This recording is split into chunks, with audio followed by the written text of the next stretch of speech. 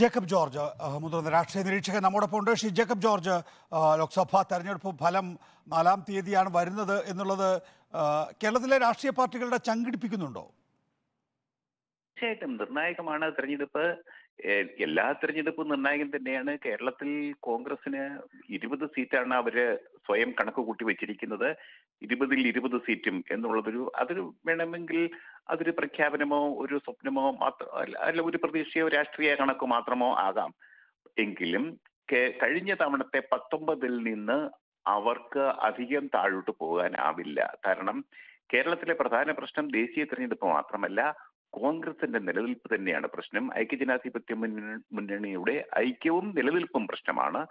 വരാൻ പോകുന്ന പഞ്ചായത്ത് തെരഞ്ഞെടുപ്പ്, അത് കഴിഞ്ഞിട്ട് വരാൻ പോകുന്ന ഇത് ഏറ്റവും നിർണായകമാവുക UDF-നാണെന്നാണോ താങ്കൾ വിശ്വസിക്കുന്നത്? മാത്രമല്ല, കോൺഗ്രസിന് അത് നിർണായകമായിരിക്കും. കാരണം ഭരണമുന്നണിയുടെ കെട്ടുറപ്പ് ഒരു പ്രധാന വിഷയമാണ് ഐക്യജനാധിപത്യ മുന്നണിയുടെ. പിന്നീട് രണ്ടാമത്തെ കാര്യം, ഈ കേരള കോൺഗ്രസ് മാണി ഗ്രൂപ്പിനെ ഓടിച്ചു വിട്ടതാണ് UDF-ൽ നിന്ന്. അതിന്റെ പ്രത്യാഘാതം തെരഞ്ഞെടുപ്പ് ഫലം വന്നപ്പോഴാണ്, നിയമസഭാ തെരഞ്ഞെടുപ്പ് വന്നപ്പോഴാണ് അറിഞ്ഞത്. അത് ഭയങ്കര പ്രത്യാഘാതമായി പോയി, തിരിച്ചടിയായി പോയി. വലിയ വിലയാണ് അത് കൊടുത്തത് UDF-ഉം കോൺഗ്രസും. ഇനിയിപ്പോൾ എങ്ങനെയെങ്കിലും കേരള കോൺഗ്രസ് മാണി വിഭാഗത്തിനെ അവർ പരസ്യമായിട്ടൊന്നും പറയുന്നില്ലെങ്കിലും എങ്ങനെയെങ്കിലും തിരിച്ചു കൊണ്ടുവരണം എന്നുള്ളത് സജീവമായിട്ടൊരു വർത്തമാനമുണ്ട്. ഇതൊക്കെ ഈ നിലനിൽക്കുന്നത് ഈ തെരഞ്ഞെടുപ്പ് ഫലത്തിലായിരിക്കും. കോൺഗ്രസിലെ പ്രശ്നങ്ങൾ ശ്രീ ജേക്കബ് ജോർജ് താങ്കൾ നിരീക്ഷിക്കുന്നുണ്ടാകുമെന്ന് ഞാൻ കരുതുകയാണ്. അതായത് KSUവിലെ തമ്മിൽ തല്ല് യഥാർത്ഥത്തിൽ എത്തിച്ചേർന്നിരിക്കുന്നത് VD സതീശനിലേക്കും K സുധാകരനിലേക്കുമാണ്. ഇന്ന് VD സതീശന്റെ 60-ാം പിറന്നാളാണ്. ഷഷ്ടിപൂർത്തിയിൽ VD സതീശൻ ഇന്നൊരു പത്രത്തിന് അഭിമുഖവും നൽകിയിട്ടുണ്ട്. അദ്ദേഹം അതിൽ പ്രതീക്ഷ പ്രകടിപ്പിക്കുന്നത് UDF-നെ തിരിച്ചു കൊണ്ടുവരണം എന്നുള്ളതാണ് തൻ്റെ ആഗ്രഹം, മുഖ്യമന്ത്രി പദം എന്നുള്ളതല്ല എന്നാണ്. അങ്ങനെ ശ്രമിച്ചാൽ അത് ചിലപ്പോൾ UDF-നെ തിരികെ കൊണ്ടുവരുന്നതിലേക്ക് കാര്യങ്ങൾ എത്തിക്കില്ല എന്നുള്ളതാണ്. ഞാൻ പറഞ്ഞു വരുന്നത്, K സുധാകരനും VD സതീശനും തമ്മിൽ എങ്ങനെയാണ് K സുധാകരനും VD സതീശനും നേതൃസ്ഥാനത്തിലേക്ക് എത്തിയത്? ഈ AI ദ്വന്ദ്വത്തിൽ നിന്ന് കോൺഗ്രസിനെ രക്ഷപ്പെടുത്താൻ വേണ്ടിയിട്ടാണ്.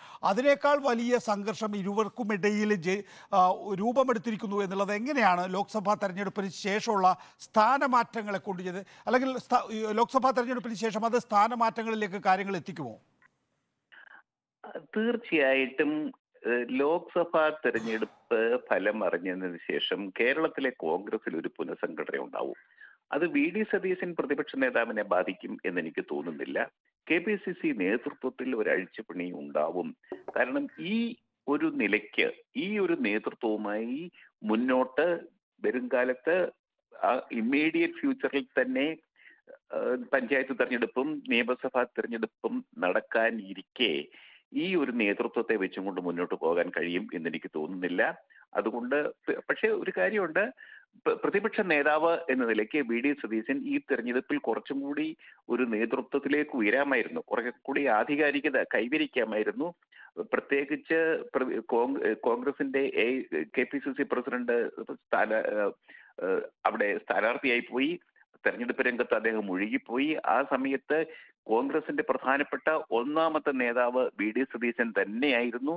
ആ നിലയ്ക്ക് പക്ഷെ അദ്ദേഹം പണ്ട് K കരുണാകരനൊക്കെ ചെയ്തത് മാതിരിയുള്ള ഒരു നേതൃത്വത്തിലേക്ക് എത്തിയില്ല എന്നാണ് എൻ്റെ വ്യക്തിപരമായ അഭിപ്രായം. എങ്കിൽ പോലും VD സതീശൻ ഒരു പ്രതിപക്ഷ നേതാവ് എന്ന നിലയിൽ തന്നെ. ശ്രീ ജേക്കബ് ജോർജ്, ഇപ്പോൾ KPCC പ്രസിഡന്റിനെ മാറ്റും എന്നിപ്പോൾ എല്ലാവരും പറഞ്ഞു തുടങ്ങിയിട്ടുണ്ട്. കാരണം അദ്ദേഹത്തിന് ഈ സംവിധാനത്തെ മുന്നോട്ട് കൊണ്ടുപോകാനാകില്ല എന്ന്. അങ്ങനെയാണെങ്കിൽ സതീശനും എന്നോടൊപ്പം ഉണ്ടാകുമെന്നാണ് സുധാകരൻ രഹസ്യ കൂടിക്കാഴ്ചകളിലൊക്കെ പറയുന്നത് എന്നാണ് കേൾക്കുന്നത്. നമുക്കിവിടെ പ്രധാനപ്പെട്ട പ്രശ്നം എന്താണ്? ഇന്നിപ്പോൾ കേരളത്തിലെ നിയമസഭാ കക്ഷിയിൽ VD സതീശന് മുൻതൂക്കമുണ്ടോ, ഭൂരിപക്ഷമുണ്ടോ?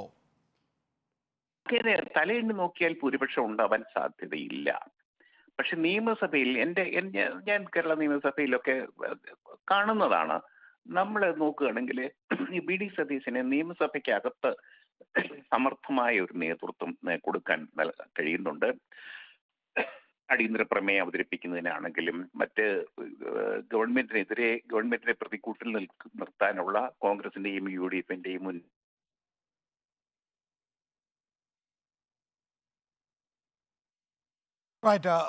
ജേക്കബ് ജോർജാണ് പ്രതികരിച്ചത്. ഇപ്പോൾ BN